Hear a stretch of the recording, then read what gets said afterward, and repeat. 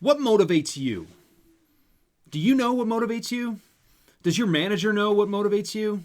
I get a lot of managers that ask me, hey, how can I push my reps a little bit? Do you have any way to help me motivate some people? I've been holding the results over their head and reminding them of their quotas and, telling them that I need to see some results. Otherwise, bad things are going to happen, right? Like we've all had that manager that talks to us like that. We've also had that manager, hopefully you've had that manager, who really understands what makes you tick. And for most of you listening to this podcast, because this is a podcast aimed at people who want to become top performers, most of you like to be pushed. Most of you see that leaderboard. You see those results posted. You feel that competitive fire burning within you, and you love to be driven. Sometimes you love to be pushed. The adrenaline rush of having that other rep or those other reps nipping at your heels gets you out of bed every morning.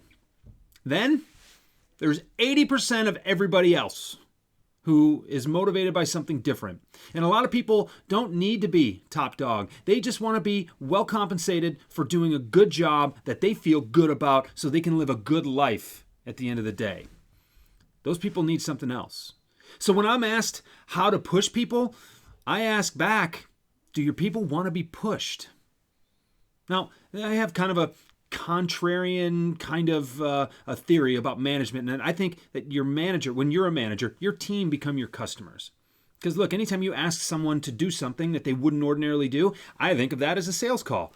Call me crazy. And then when they do that thing for you, it feels like you made a sale, which makes them your customer.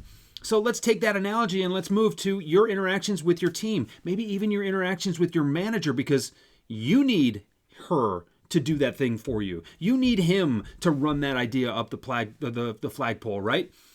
Think of the people you work with as your customers. And think about whether or not you'd push, shove, kick, whip, whatever the violent euphemisms we've heard throughout our sales careers are. And does that get any result for you? Is that effective at all? If you wouldn't treat a customer that way, why would you treat a teammate that way? I want you to think about this lens, particularly as we start to close out the year. There are going to be people who want to be driven. That's fine. There are going to be people who don't.